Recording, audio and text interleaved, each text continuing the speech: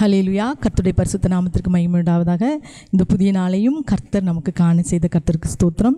இன்றைக்கும் ஏசப்பா நம்ம ஒவ்வொருவருக்கும் தருகிற வார்த்தை சங்கீதங்களின் புஸ்தகம் 26வது அதிகாரம் 6வது வசனம் 7வது வசனம். கர்த்தாவே, நான் துதியின் சத்தத்தை தொனிக்க பண்ணி உம்முடைய அதிசயங்களை எல்லாம் விவரிப்பதற்காக நான் குற்றமில்லாமலே என் கைகளை கழுவி உம்முடைய பீடத்தை சுற்றி வருகிறேன். ஆமேன். அருமையான தேவனுடைய பிள்ளைகளே, நாம் கர்த்தரை துதிப்பதற்கு முன் நாம் துதிக்கும் போது இதில் நான் இங்கே பாருங்கள், துதியின் சத்தத்தை தொனிக்க பண்ணி உங்களுடைய அதிசயங்களை எல்லாம் விவரிப்பதற்காக, துதிப்பதற்காக, அதிசயங்களை விவரிப்பதற்காக என்ன செய்யணுமா?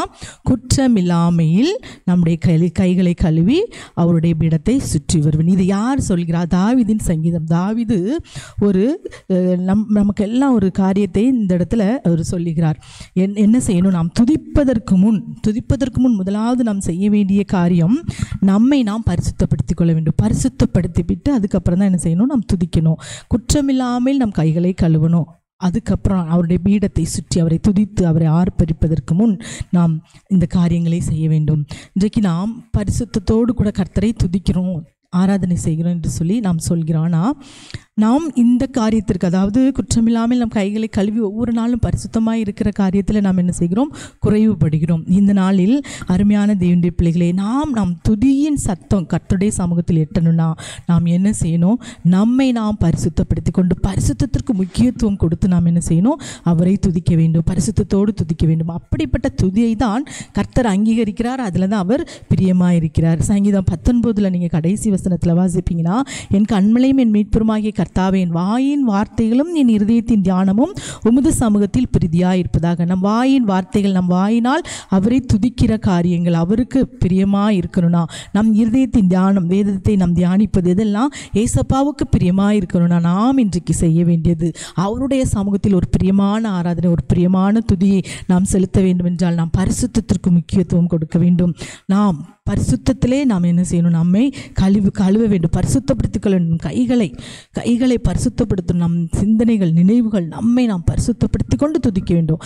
அப்படி துதித்து பாருங்கள், எந்த பலவீனங்கள் உங்களை ஆட்கொள்ள, பிசாசின் பலவீனங்கள் உங்களை ஆட்கொள்ளவே முடியாது. ஆமேன். பிசாசு உங்களை எந்த விதத்திலும் அவன் பலவீனப்படுத்தவே முடியாது, பலவீனத்தை கொண்டு வரவே முடியாது. இன்றைக்கு அநேகர் துதிக்கிற பிள்ளைகள், ஜெபிக்கிற பிள்ளைகளுடைய வாழ்க்கையில் ஏன் பலவீனம்? பரிசுத்தத்திற்கு முக்கியத்துவம் கொடுக்காதபடி நாம் ஏதோ தியானிக்கிறோம், ஏதோ துதிக்கிறோம், ஏதோ ஜெபிக்கிறோம். இன்றைக்கு அருமையான தேவனுடைய பிள்ளைகளை, கர்த்தர் நம்மில் அவர் கிரியை செய்யணும்னா, அவர் நம்மிலே அவருடைய கிரியை வெளிப்படுத்தணும்னா, நம் பலவீனங்கள் எல்லாம் நீங்கணும்னா, இந்த பலவீனம் நம்மை தொடாதபடி நாம் செய்கிற காரியம் வெற்றி அடைய வேண்டும் என்றால் தாவீது இன்றைக்கு நமக்கு ஒரு நல்ல ஒரு காரியத்தை அவர் சொல்கிறார். என்ன சொல்கிறாரு? குற்றமில்லாமல் நம் கைகளை கழுவி அவரை துதிக்கணும். அதுக்கப்புறம் தான் நாம் துதியின் சத்தத்தை தொனிக்க பண்ண வேண்டும். ஆகவே இந்த நாளில் நாம் ஒருவேளை இதற்கு முன்னே நான் எப்படி இருந்தாலும் இன்றைக்கு இசப்பா, நான் துதிக்கிற துதி வீணாய் போகக்கூடாது, நான் துதிக்கிற துதி உங்களுடைய சமூகத்தில் இட்டணும், அது உமக்கு பிரியமாக இருக்கணும், அது உமக்கு பிரியமான ஆராதனை இருக்கணும் இசப்பா. அதுக்கு நான் என்ன பரிசுத்தத்திற்கு ஒப்பு கொடுக்கிறேன். கைகளை கழுவி குற்றமில்லாமல் என் கைகளை அனுதினம் கழுவுறேன் என்று சொல்லி ஒப்பு கொடுத்து ஜெபிப்பீங்கன்னா கர்த்தர் உங்கள் துதிகளின் மத்தியில் அப்பந்தான் அவர் இறங்கி வர முடியும். அப்பந்தான் அவர் அந்த துதியிலே அவர் கிரியை செய்ய முடியும். துதிகளின் மத்தியில் அவர் வாசம் செய்கிறவர். துதிக்கிறவர்கள் நடுவிலே அவர் என்ன செய்கிறார்? கிரியை செய்கிறார். அப்போ துதியிலே அவர் பிரியப்படுகிறார். அப்போ நாம் அவர் பிரியப்படுகிற அந்த துதி அவருக்கு பிரியமாய் செலுத்துவோம் என்றால் நம்முடைய துதியும் கர்த்தருடைய சமூகத்தில் அங்கீகரிக்கப்படும். துதியில் இறங்கி வருவார், விடுதலையை கட்டளையிடுவாராக. இப்பொழுது கண்களை மூடி ஜெபிக்கலாமா? ஒரு தீர்மானத்தோடு ஜெபிங்க. அப்பாவுமே நாங்கள் நன்றியோடு ஸ்தோத்திரிக்கிறோம். இந்த நாளில் நீங்கள் கொடுத்து உம்முடைய நல்ல வார்த்தைக்காக ஸ்தோத்திரம். நாங்கள் துதியின் சத்தத்தை உமக்கு முன்பாக நாங்கள் துணிப்பதற்கு முன் குற்றமில்லாமல் எங்கள் கைகளை கழுவும் போது அதுதான் உமக்கு இருதயத்திற்கு பிரியம் என்று பார்க்கிறோம்ப்பா.